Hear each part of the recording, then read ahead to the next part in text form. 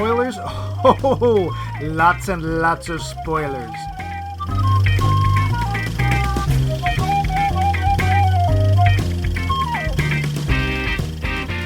Welcome to this, our final episode in our Now Streaming in a Room Near You series.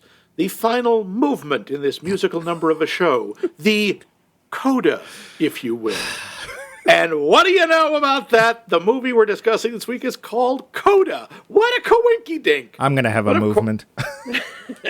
But of course, this movie does not refer to the musical term, or does it?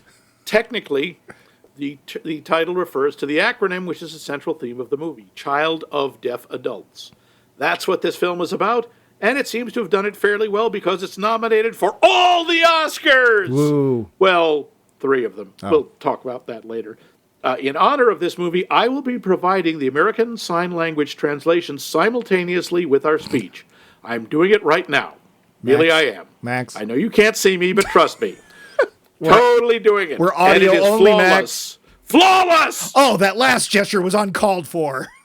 Speaking of which, I am your deeply flawed host, Max Levine, who has been lying to you about doing this episode in ASL. And over there is the equally flawed host, Mike Luce, who personally convinced me to lie to you, our lovely audience. He totally did. Bumpy, kick him. Liar, liar. Bumpy the Wonder Pony hates you. Then I have lived my life well. But first, we have to get to our poll question. Poll question. So this week's poll question: do you prefer your science fiction all post-apocalyptic with mankind struggling to survive and rebuild, possibly with a dystopia or two thrown in? Or do you prefer the stars my destination route, with humanity making our way in the galaxy in shiny, shiny spaceships, meeting aliens in very short skirts who ask, "Kiss, what is kiss? Show me kiss." Gully Foyle is my name? Something like that. From Dave. We have, in movies, I'll take either. I care about the aesthetics, character, and story. I need characters I care about and a believable premise for the world they inhabit, and the movie has to look good without allowing the effects to dominate at the expense of character or storyline. Well, la-di frickin' da! Is that nice? That said, I don't like things to get too dark. There has to be something humane about the story, and sadism is rarely a good plot device. Beat me with your Sador stick.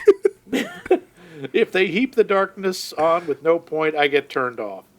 Blade Runner was hard for me the first time I saw it because great aesthetics, but no character I could like. That's not entirely unfair.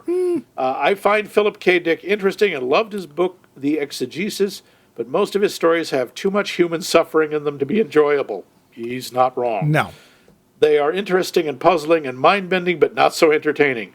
Same problem with Man in the High Castle. Glad I watched it, but not bingeable because I never got the feeling I really wanted or needed to see the next episode. Okay, Thanks, Dave.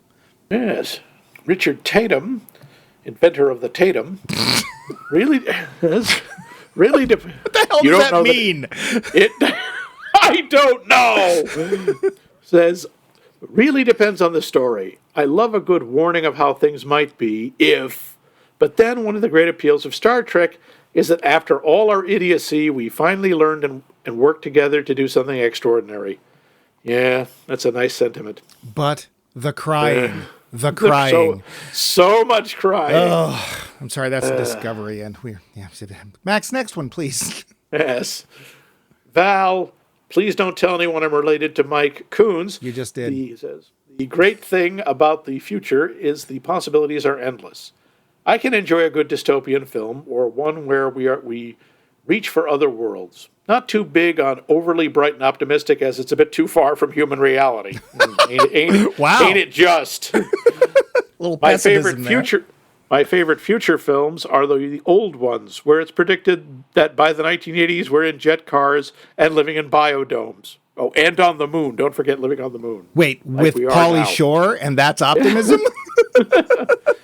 Dan Schaefer writes, I think all movies of the future, or at least the vast majority, are fundamentally about hope. At the very least, they are premised on the idea that humanity will survive whatever nonsense is happening in our world and get to the future they show. When that future is apocalyptic and dystopian, the story is usually about humans striving to make things better on a large or small scale. When the future is utopian, it's generally about humans exploring and discovering. The big exception is horror films set in the future, because one common convention of horror films is that the big, bad, scary thing is rarely vanquished permanently. True. Yeah. Oh. I can't think of any movies in which humans are extinct, possibly some animated films, or all die out, but AI. Yeah. But I suspect I would not like those very much. That was actually some really interesting points from Dan there. The whole hope thing is actually very key, because if we watch Mad Max and he never gets beyond Thunderdome, then we're not interested, are we? No. And, of course, from the post-apocalyptic wasteland that is Canada, we have the Snowman, who says, I like The Road Warrior well enough, but in general, I find post-apocalyptic stories repetitive and not too interesting. While I like more positive, explorative sci-fi, even though many times that isn't done any better than is A Desolate Future. I think it has more possibilities. Both scenarios lend themselves to the race of Superman against the race of wild people plot lines on the low-budget end of filmmaking, but on the higher end, a positive, harder sci-fi future just interests me more. Cool. He's got a point about the budget, too. He really kind of does. Planet of Dinosaurs, I'm looking right at you. Yeah. And if you haven't seen it, don't. How about you, Max? Which do you prefer? Do you have a preference? I kind of do. I like the exploratory ones a bit more.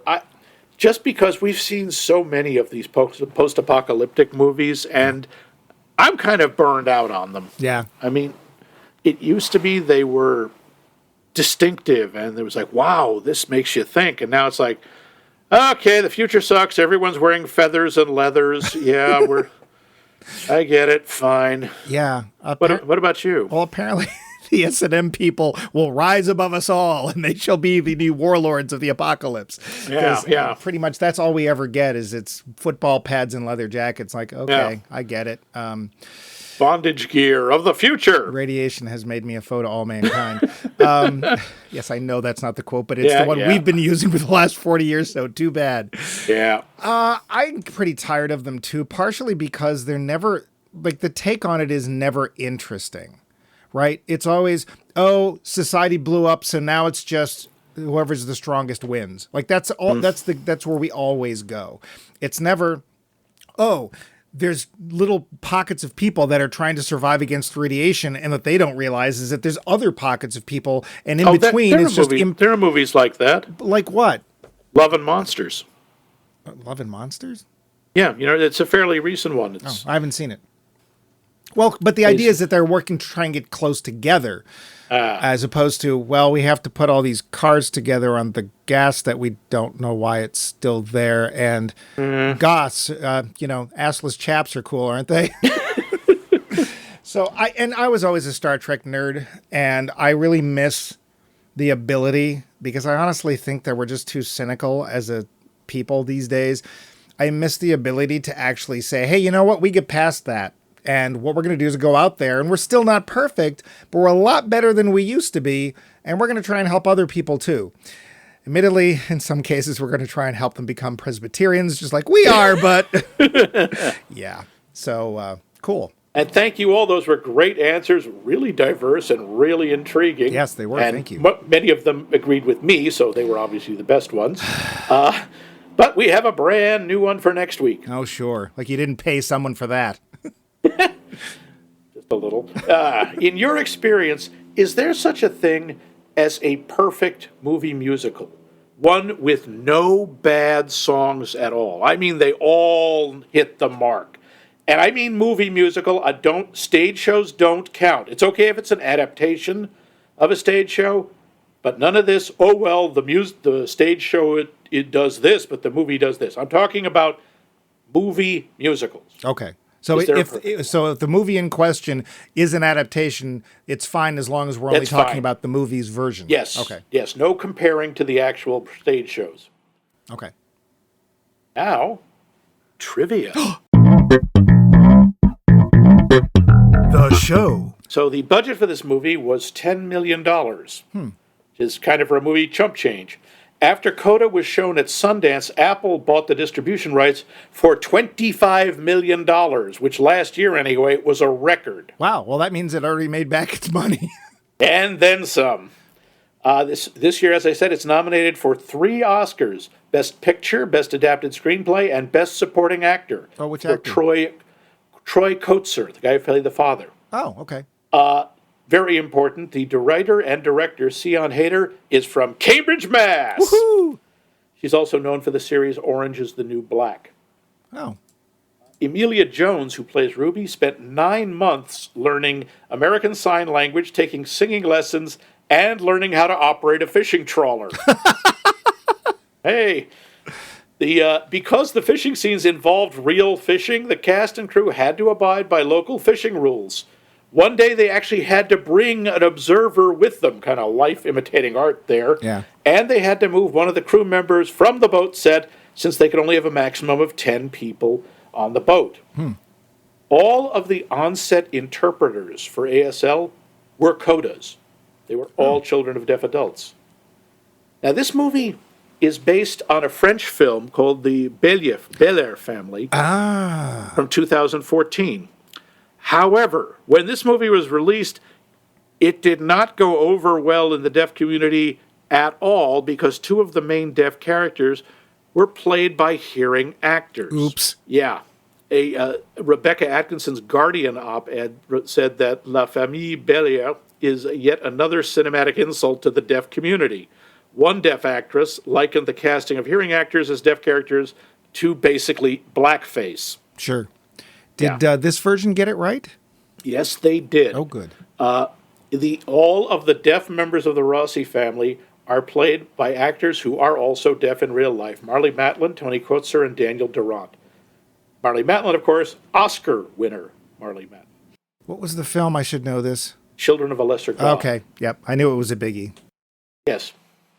She also got the Oscar for being extremely hot. During the movie, Ruby's father and brother are fined and have their fishing license revoked for operating a fishing boat without a hearing person on board ship.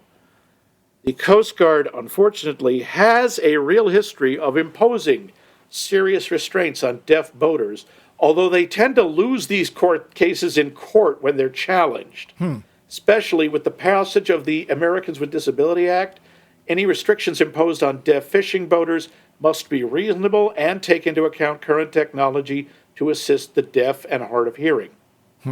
Doesn't always change anything. Wow, you're saying that there's laws in New England, of all places, that remain funny. Restrictive, and that's amazing. Hard to believe. Remember, don't buy booze on Sundays. When Ruby, it's a little thing, but I think it's a nice touch. When she's at the end of the movie, when she's leaning out the car and she's giving the sign for "I love you," she crosses her first 2 fingers, which is an intensifier for the sign, means "I really love you." Oh, I thought it meant just kidding. No, because the single hand sign for "I love you," which I'm showing Mike right now, which kind of looks like the heavy metal devil horns if you keep your thumb stuck out. It's also one of Doctor Strange's favorites. But yes, that is, I think, the hoary hosts of Hogarth or something. It is basically I don't know what you would call it, an alphabetic amalgam. It's a combination of the ASL letters I, L, and Y. Oh. I love you. That's cool. And the crossed first 2 fingers is the letter R. So that's the really. And it's not easy to do. It's actually, doing it with the crossed fingers is really hard. Yeah, I'm going to go to Spock on that one. But that's pretty much what I came up in. There's some other stuff, but it'll sort of work more into the plot. Okay. Speaking of which, the plot. Ruby Rossi is a child of deaf adults. This means she is a vital link to the hearing world for her parents and her big brother Leo, as she works on the family fishing boat out of Gloucester Harbor. Gloucester Harbor. A bit of an outcast at school, on a whim she joins the high school choir and discovers both a gift for and love of singing. Encouraged by her somewhat over-the-top choir teacher, Ruby dares to dream of following her love of singing all the way to Berklee College of Music in Boston. But is this dream even feasible, when her family needs her so badly for so many things, and more so than ever, as they are attempting to save their family fishing business by shifting to a new business models?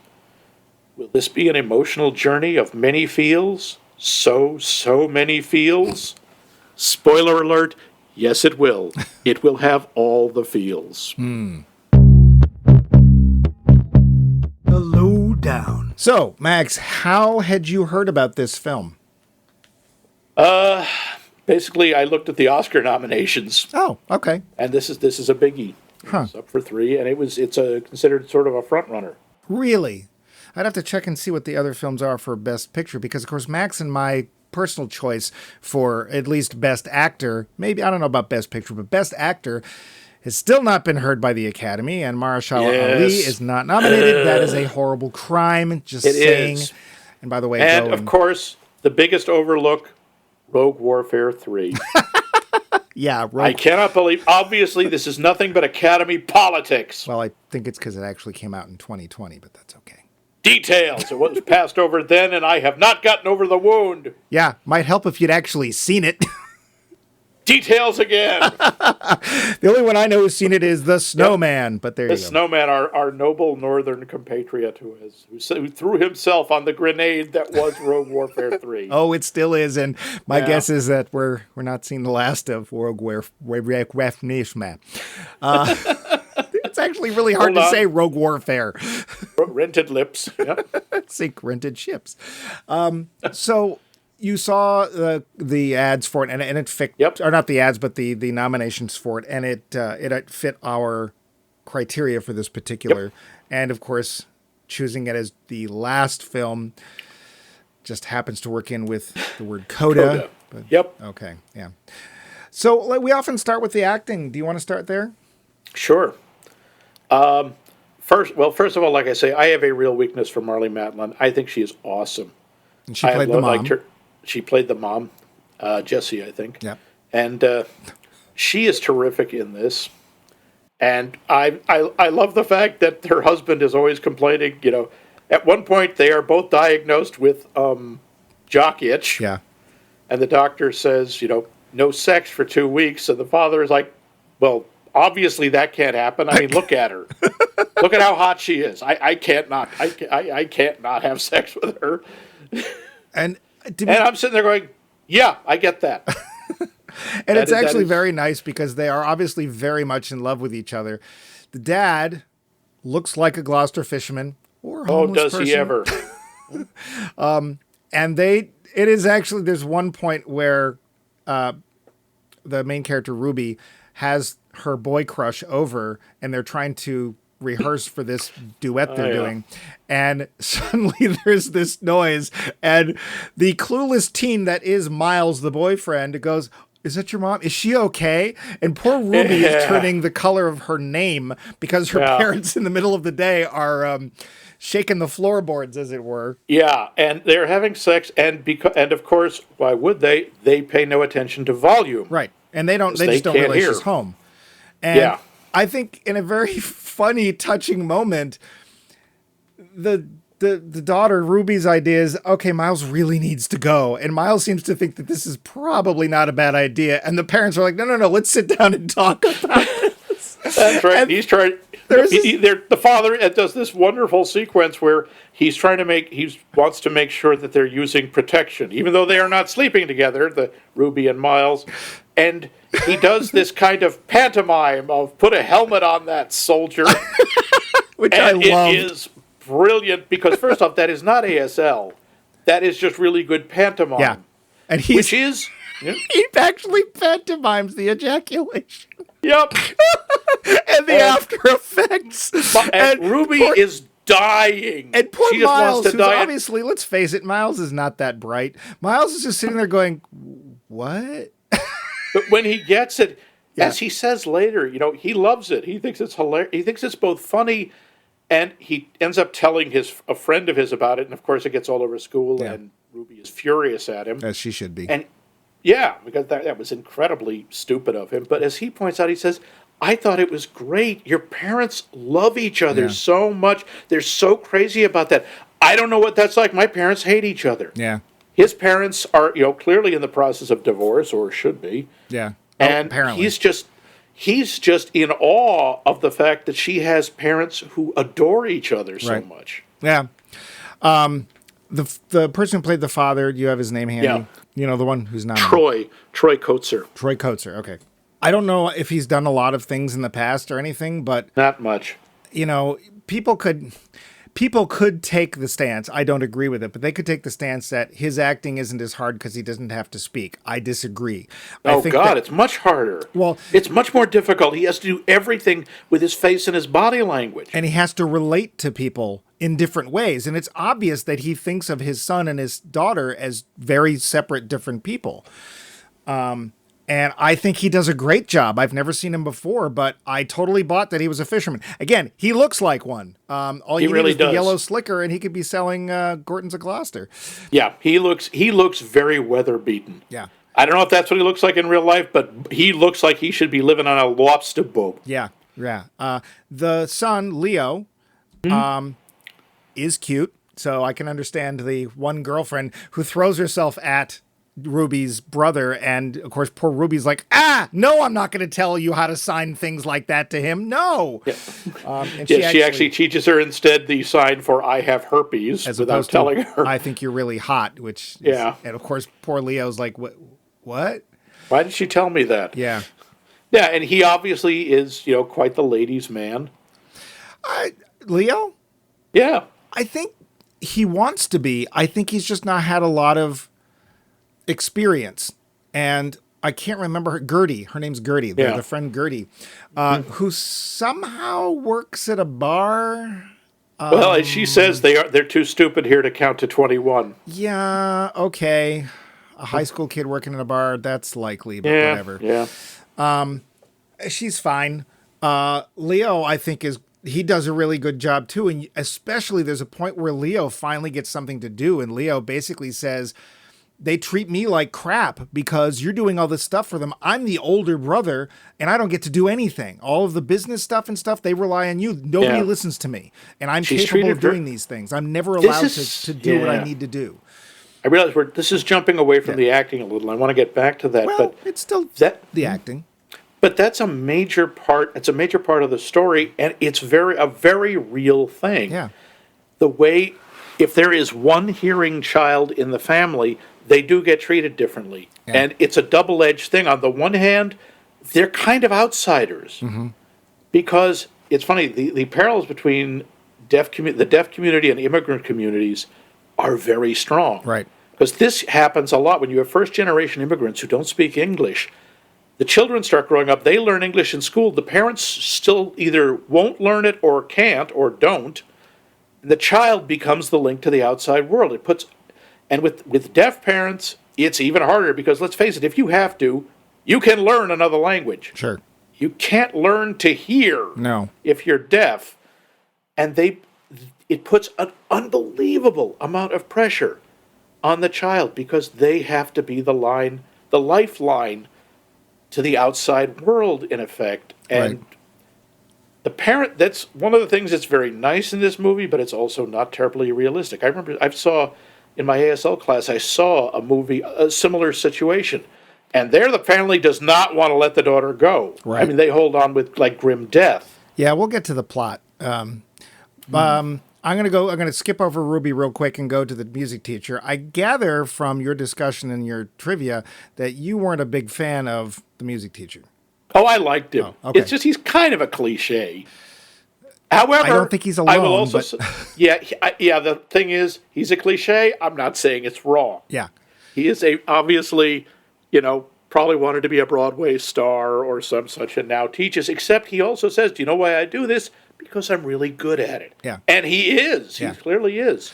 I really liked him. He was a lot of fun. He is a cliche. I don't think there's a lot of depth there, which is a shame because they hint at some depth, but we never find out what the heck it is.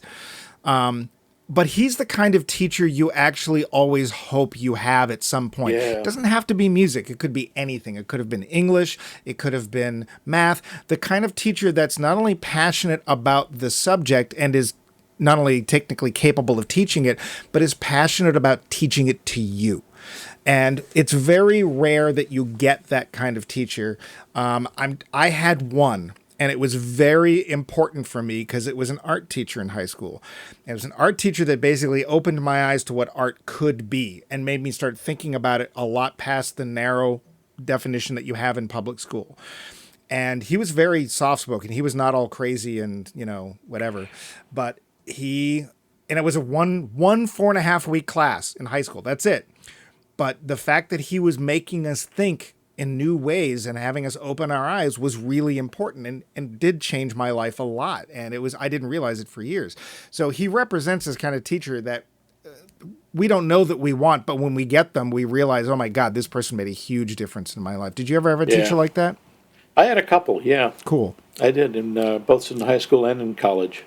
But I also like the fact that there's points where he's telling her, initially, she's in choir. She goes to choir because she likes this guy. That's that's Miles really is in choir. She wants to be around him. Yeah. Otherwise, she sings on the boat because nobody can hear her, and she can be as loud as she wants, and nobody cares. But she's terrified of singing in front of people. Right, because she's always sung in front of people who can't hear her. She doesn't know if she's any good. The dad loves gangster rap. Yes, that is true. By the way, a lot of deaf people like music that have very heavy bass because they can feel. They can't hear the music, but they can feel it. Yeah, you can feel the rhythm in your chest. Right. Listen to the rhythm. Sorry, that's This is why you can see deaf dancers. Yeah, they can feel the rhythm. A friend of mine in grad school had an issue. One of his students was deaf, and he was teaching a poetry class, and he was trying to figure out how to explain meter, in poetry to the student because the student didn't know what it meant. The rhythm, the way that the words are supposed to sound, and the closest he would do is he would have the student, he'd point, look at the poem on the page, he'd point at it with a pencil, and as he was moving to the words, he would tap his hand on the student's back where the rhythm points were. And that's how the kid figured out the metrics, but it didn't work. It couldn't work for him, and it's incredibly painful to realize that. Lastly, we have ostensibly the star of the movie, which is Ruby. Yeah. The only thing I have against her performance, her voice is remarkably good for somebody in high school. Now, I'm not saying that people can't be that good, but we have my problem, again, and this is a thing that Hollywood does. Yeah. It's like, she's the outcast. She's this stunningly pretty... she works on a fishing trawler. Her skin is flawless. Somehow her hair is perfect.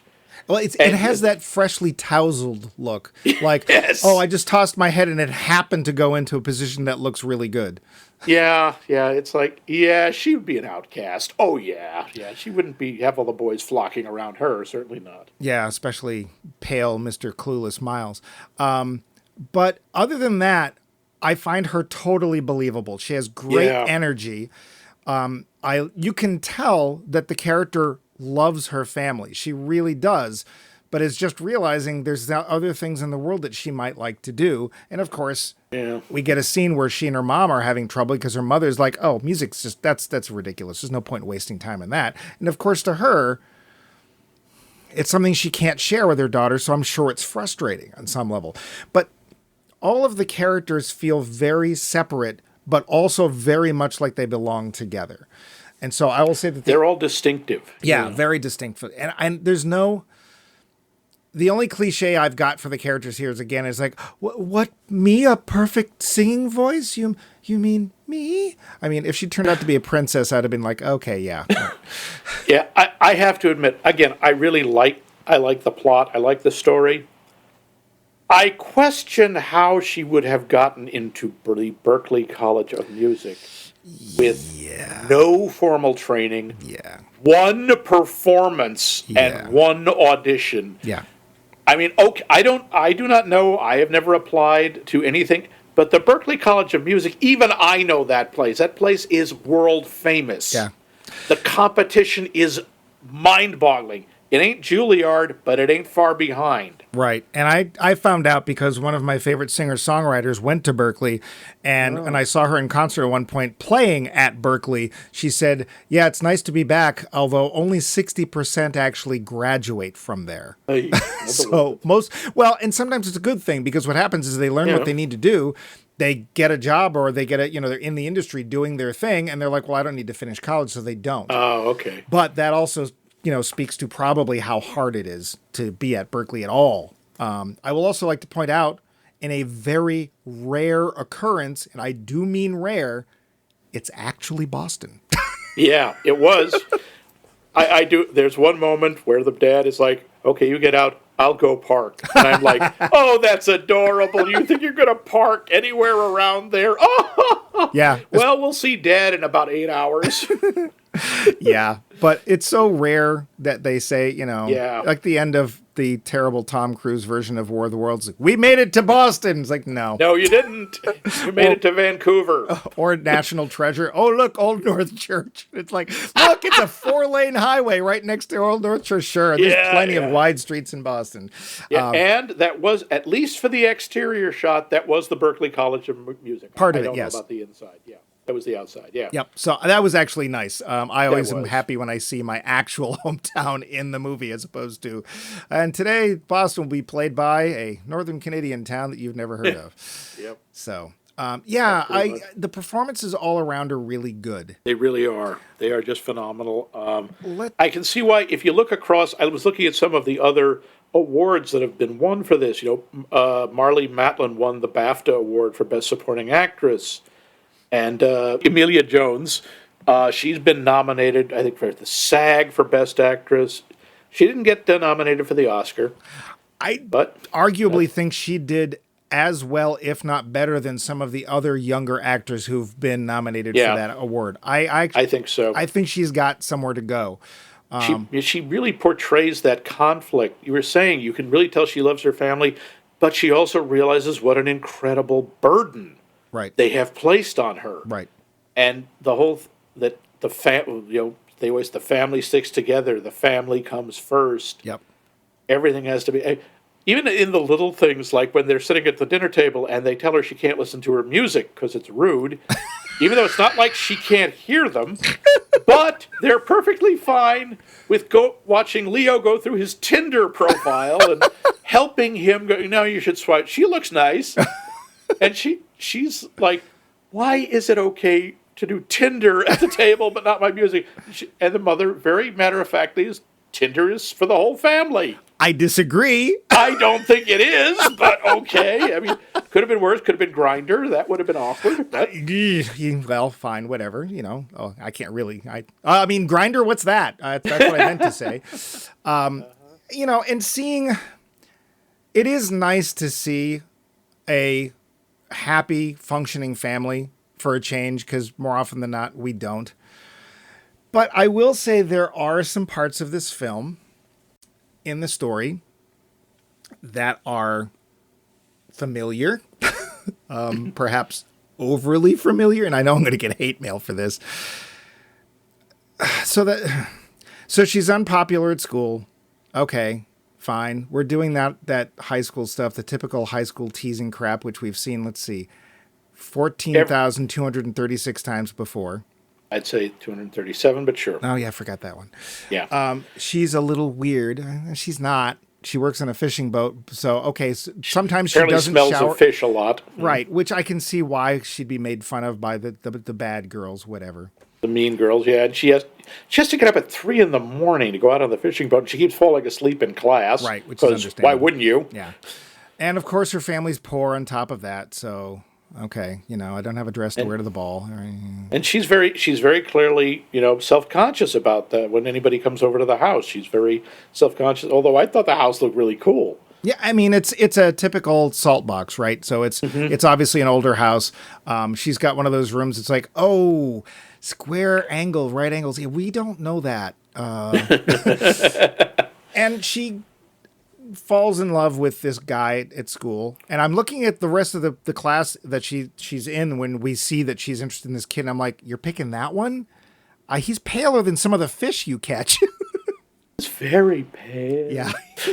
I mean, he seems nice, and I'm glad that Miles, and the kid who plays Miles is fine. I'm glad that he ends up being a good kid. He does make that one big dumb mistake, but quite honestly, when we find out how bright Miles is, not very, it actually seems probably likely he would do something like that. And he wasn't doing it mean-spiritedly. He just didn't understand, other people will use this against her. Yeah. It did. Yeah, apparently, this is the not bright part. It did not occur to him, if I tell another teenager something, I'm sure it will be kept in confidence. Yeah, especially if it's funny. And it was a funny story. If it's funny and it's about sex, of course he's going to tell people. It is one of the funniest scenes in the film. I died watching the father explain things. It was so cringy and so funny at the same time. Yep. And it's obvious that the parents are like, in some ways you could say they must be very old-fashioned because he works on a fishing boat. They live in an old house. They're deaf, so they don't have access to as much culture as other people. But they're very open people. They're like, our daughter is interested in somebody. We should talk to her about safe sex. So let's talk to her. And the father, he has this expression that is kind of resting bitch face. And so when the kid's sitting there, the father's sort of looking at him. He's worried, which he should be. But the father's just like, okay, so what are your intentions? And of course, at that point, I'm surprised Miles doesn't pee himself because he's got that expression. But then the guy's just like, look, we just want you to be safe. We know this is going to happen. We're not dumb. It was so nice that it wasn't the cliche of the father suddenly going into, you not touch daughter. Yeah. And also just the fact that the two parents are doing it at the drop of a hat. It's nice. It's nice. And it is. And the thing I like is they are not at all embarrassed. No. They're not ashamed. They don't apologize. Nope. It's just like, okay, I didn't know you were home. Who knows what the neighbors think? Because it's the middle of the day. It's during Scooby-Doo. Whenever. All of a sudden, hunka. But so we've got all of these cliches too. We've got the unpopular in school. We've got, and she just happens to have an amazing singing voice. I'm willing to believe that she can sing because it's obvious she has been doing so on the boat to help pass the time. But she has one of those voices you listen to and it's like, that's not just somebody singing in the car. That's a remarkable voice. Although, as Mr. Villalobos, which is one of the greatest names in this movie, it's a House of Wolves. House of Wolves. I want to change my name to Villalobos. Max Villalobos. Go right ahead. Anyway, as he says, you have a great voice. You have no discipline. Yeah. But you have a great voice. And it's like, yes, you can. There are absolutely people with naturally great singing voices. We know this. Hell, I think Mariah Carey started out that way. I don't know how much training she had. Until she broke glass. Well, yeah, but they can. But I also like what he says about the voice itself. He said, do you have anything to say? Bob Dylan, you know what David Bowie said about Bob Dylan's voice? Oh, yeah. Sand and glue. So, but Bob Dylan had something to say. And I actually really appreciate that because I don't have a particularly pleasant singing voice, but I do love to sing. And I'm like, I got something to say. And I sound at least as bad as Bob Dylan, so now I have hope. And she starts calling her Bob. I love that he calls her Bob. And I like that the way he draws the voice out is through her anger. Yeah. It's like, she talks, when I came to school first, people made fun of me because I talked wrong. Right. And this also happens to children of deaf adults. They don't have the examples of verbal speech. Right. So they end up talking like the so-called deaf speak. Right.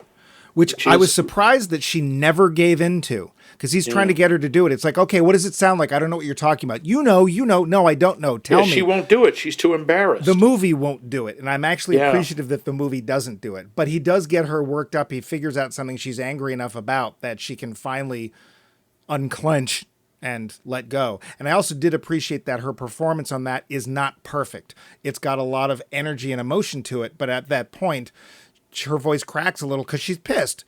And she's not breathing properly, and she doesn't have the right power. She doesn't have enough power behind it. Right. And I know it was kind of heartstring plucking, but when she is at Juilliard, Berkeley, not Juilliard, Berkeley, she's at Berkeley, and she's singing her audition piece, which for some reason is Joni Mitchell's "Both Sides Now." Sure. It's a nice song. It's just I thought he said you have to know a classical piece, and I'm sorry, I am not that old yet. Joni Mitchell does not count as classical music yet. Well, okay, all the music he teaches is from the 70s. All of it. yes, he loves it. He loves it. Yeah, I know. Which always gets me because when I hear choir, I always assume glory unto God or hooray for Jesus. No, or let's get it on. That's the first Let's get piece. it on. They're singing Barry White, and I think that's awesome. I think that's great. I guess I'm just like, really? Yeah, Okay. no, choir has become all sorts of other stuff now. No, just the idea that the parents are okay with their kids singing "Let's Get It On" and the choir. Yeah, I wondered about that, but Yeah. you notice they don't. Oh no, they do. Do they perform that one? I thought they just, or do they just practice it? I can't remember, but I think they did. Yeah. So But- she's doing her performance bit, as you were Doing her saying. performance, and her parents have snuck in because, quite reasonably, I think, during the audition period, you're not allowed to have your family there. Right. Because God knows what happens. But they sneak into the balcony, and as she's singing, she starts signing the song. Right. And I'm sorry, that's one of the most beautiful moments in the movie. I really liked that. It was very feels. Yes. I actually wrote lots of feels at the audition. Yeah. However, we have some other things going on. So at one point, Leo just happens to get into a bar fight because we have to see the locals picking on the deaf kid because, okay, fine. The teacher just happens to pick the one student in the class that she's got the hots for to do the duet with. Yeah, that's a little bit Okay, forced. we get it.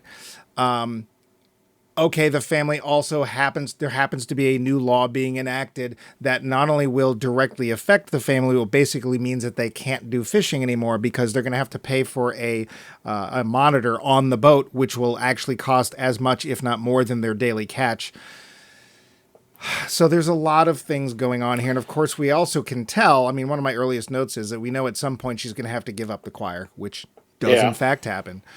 The plot points are kind of like breadcrumbs. I don't think there was a single one that I didn't see coming. There's just wasn't any point where a little kid came out and goes, yeah, he's good. Otherwise, it's Hansel and Gretel the whole way. I will say it's nicely shot. The photography is nice. It's very pretty to look at. I felt like we were on a boat. I could almost smell the fish, and I'm sitting there Because going, we were on a boat. They shot all of those scenes on an actual fishing trawler. I meant we as an audience. Ah. I was not on a boat when I watched this. I don't know about you. For me, it's called a sofa. I was on a boat. As always, Totally. Max is lying. So I will give it that, and it's very pretty. It just when we get to the wrap up, the story points I just wanted to make a notion of. I liked some of the things surprised me. There were some points like I was sure that Miles was going to have a jealous girlfriend who we were going to have some horrible confrontation scene. Stay away from my boyfriend. And oh, nope, nothing. Okay, good. Yeah. Because that, again, is another teen kind of cliche that we get. Yeah. And there was no big blow-up with the mean girl. The mean girl is just awful to her, as are her friends. And it stays that way, and that's high school. That just sort of happens. It's just... And I know we haven't got past this. I'm sure high school... Well, Max and I actually didn't suffer through this sort of thing, but we know that most people do. And I'm sure that there's still this sort of thing going on in high schools across the country. It's just that there was literally nothing new. It was the most cliched things that were going to go wrong with her popularity in high school were the things. The only thing they don't do is dump pig's blood on her. But, I'll give them that. The fact that, spoiler, she gets into Berkeley is questionable. The fact that Miles blows it is... That was interesting. I thought the fact that, because he says, I choked. Yeah. He doesn't make excuses. He just says, yeah, I choked. I'm not going to Berkeley. And, of course, she must have got a scholarship because there's no way they could have paid for it. So, there's no question. Yeah. Do you want to do our talking points? We still have room for some notes if you have some, but do you want to get to our final talking points? I did have a couple of the things that there are actually three scenes in here I find, apart from the audition, really moving and really beautiful. One is with Ruby and her mom. Toward the end, she's bought her the dress, and Ruby asked her, "Do you ever wish I was deaf, that I had been born deaf?" And she answers her so honestly. And she says, "When you were born, yeah. When they told me you were hearing, I was disappointed." Yeah. And Well, she actually wasn't says, "I prayed that you were deaf." Prayed you were deaf, yeah. Because she was afraid that if one of them was deaf and one of the wasn't, they wouldn't be close. Because apparently, it's only hinted at, but she actually says she's not close to her mother, Right. who obviously is hearing. And then Ruby responds with, Yeah, no, don't worry. You're a terrible mother for other reasons. Which, again, perfect response. And it's just so adorable because it's so clear how much she loves her. And just watching Ruby, who has been like trying to be fiercely independent, will just curl up in her lap. Yeah. Is just so sweet. That, and when Leo finally, loses it and just tells her, "This family was better before you came along." Yeah. Because we're not helpless. You treat us like we're helpless. You were always so worried we would look stupid. Yeah. And he's right. I'm sure she was. You can tell that that's true. Yeah. And it's very painful. And that after she gives the performance with the choir and her father asks her to sing to him. Right. And he's putting his fingertips on her throat Yes. so he can feel the vibrations and he can read her lips to know what she's singing. I thought that was incredibly touching. That was the Pixar moment. But talking points. Yeah. Does this movie feel like it was made for streaming, or would it have felt as easily at home in the theater? I think it would have worked in the theater, especially the scenes on the boat. Mm-hmm. I mean, there's supposed to be some scale there. Now, interestingly, this film only has twice the budget of last week's film, Deep House. And the thing is, we talked about Deep House. Deep House's production values were surprisingly high. Yeah. I gotta say, for $10 million, they got a bargain in this film. Yeah. They got their money's worth because the movie looks really good. I'm sure Boston I think it would have been just $7 million. I mean, yeah. Well, it was in most of it was in. That's true. I think probably $2 million just went for parking in Boston. Yeah. But I think this would have worked on the big screen. But would seeing this movie on the big screen add anything? In some ways, I think it would have. I think it would have made the songs more effective, and the sequence during the concert where her family is there, and just suddenly we shift perspective, and the movie goes silent, and we're seeing it from the parents' perspective, and hearing nothing, and realizing the only way they can tell what's happening or how she's doing is by watching the reactions of the people around them. And you realize this must be so incredibly boring for her family to sit there and basically just watch these people stand on stage doing nothing. Yeah. I think that would have worked very well on the big screen. I'm going to disagree. I don't honestly think that seeing it in the theater would have added anything. And one of the reasons is because of the way I watched the film. I watched it with headphones. And when the moment came during that concert where they cut the sound, I, of course, had headphones on. And I wasn't hearing ambient noise around me that much because of the headphones. So in a way, I got more out of it.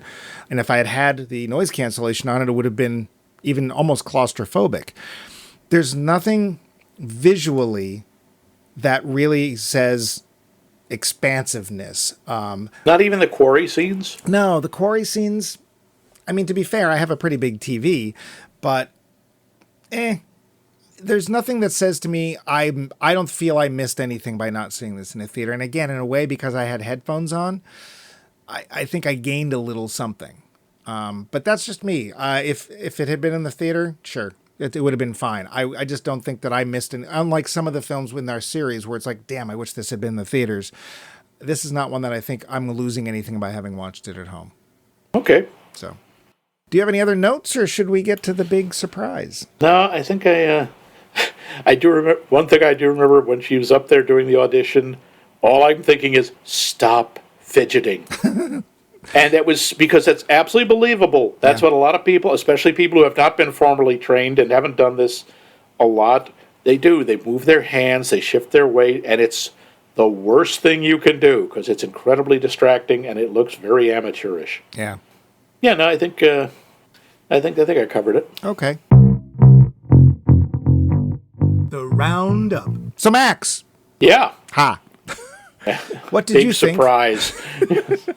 Yeah. What did you think of CODA?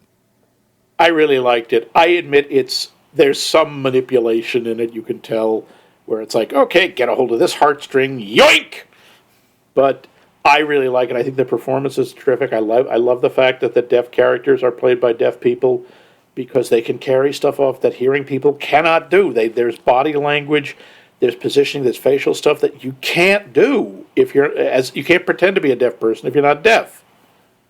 And they not only got good deaf actors, they got really good deaf actors. And I do think the story hits a lot of very familiar beats. I think some of the songs, like the song she sings in the duet with Miles that she then sings for her father, some of the lines are a little on the nose with like, I'll sacrifice for you, dedicate my life to you. Yeah. Like, oh, okay, yeah, ouch. But I really liked it. I thought it was very, very warm and very believable.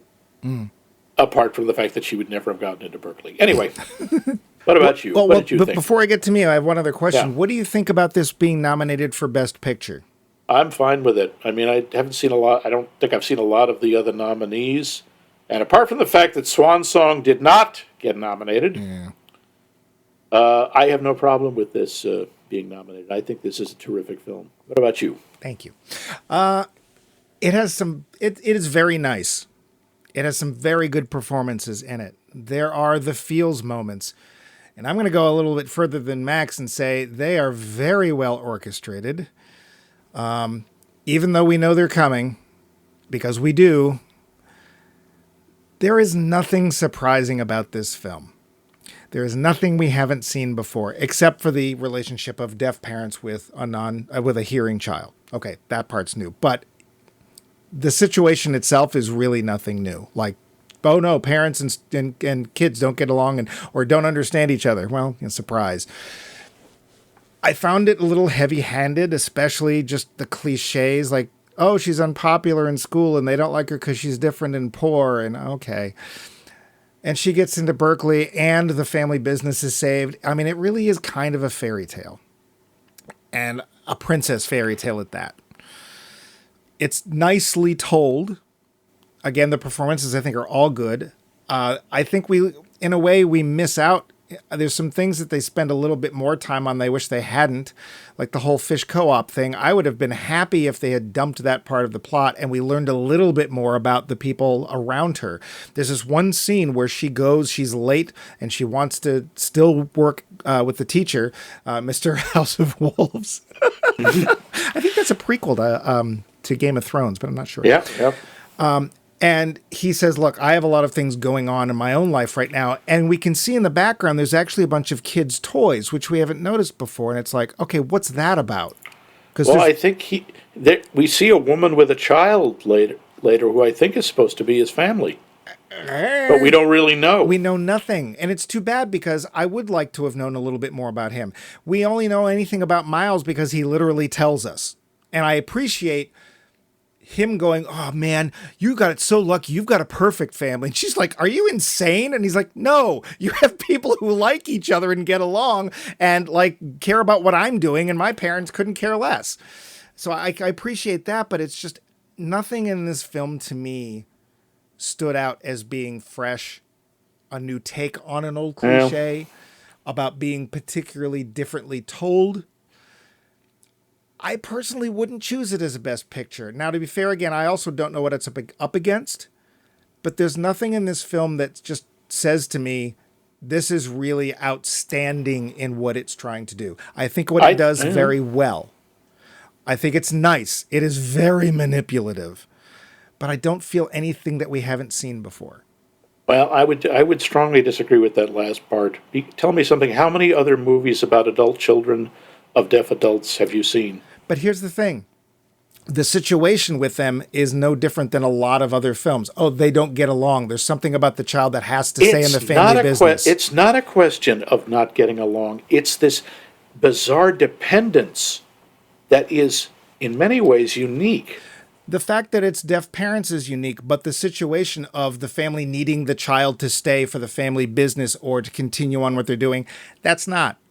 Again, I really like their performances. I really like the fact that we've given something for deaf folks to do. I just wish it had been something newer or something, a different take besides that, because all of the plot points to me were things we've seen before. Now, does this mean I'm not recommending this film? No. In a world full of unnice, we need all the nice we can get. It's a lovely film. I just don't think, I wouldn't put it on a top 10 list. I wouldn't put it on a best picture list. I've seen other films that had my attention better, that I didn't know what was going to happen, that I was pleasantly surprised or unpleasantly surprised. And this film did not surprise me at all. So, okay, well, we'll have to disagree on that one. Yeah, which means that we're not going to do any more streaming in a room near you. Because... Well, yes, because the series is actually over. But first... If you would tell people not only what the poll question was, but how they can answer our poll question, I'm sure even Bumpy would appreciate it. Well, in that case, I'm not going to do it. He hates yes, Bumpy. In your experience, is there a perfect movie musical? Movie musical. It can be based on a stage show, but we're just talking about the filmed version. One that has no bad songs, no dead spots. Cats! If so... I said no deaf spots, not all dead spots. Oh, that musical is one big dead spot. Yeah, that movie is. Memory is a weird thing. Memory. The song that goes on and on and goes on and on. Aren't you lucky you got to We're ready for Broadway. Max said, do tell us. And you can, of course, answer this poll question about musicals, preferably not about cats, but you can either email us at maxmikemovies.com, or you can go to the website of the same name, maxmikemovies.com, and leave a comment. You can find us on the mediated socialness of medias, on the Facebook or the Twitter under Max Mike Movies. You can find us on your podcast app of your choice or the podcast app of someone else's choice. You know who I mean. Those people. Yep. But, as I have said, we have come to the end of this series, which means the show's over, go home. No, it means we're starting a new series next week. And yes, right here on our show, we're going, ladies and gentlemen, The Beatles! Yes, we are going to be talking about movies about, by, or just inspired by the Fab Four, the lads from Liverpool, the Crumpets and Pastries, I don't know what else they were called. I'm sure they weren't called that. I'm sure they were. There was an entire album that never got published that only I have ever heard of called Crumpets and Pastries. Don't dispute me. Yes, The Beatles, about John, Paul, George, Sartre, Groucho, Chico, Larry, Moe, and all Gummo. And the Beatles. We are going to talk movies, Beatles movies, because nothing is Beatle-proof. And in that vein, Mike, which of the fabulous Beatles and Beatles-related movies are we starting with? Help! I really need wrong, somebody. Mike? Oh. Help! So, anybody? Help! I think we'll watch... But I think you're trying to say in your rather squeaky way... Help? Is we're going to watch Help! Exclamation point. Exclamation point. So join us and give us a little help. Help! Because we need to get by with a little help from our friends. And Bumpy the Wonder Pony.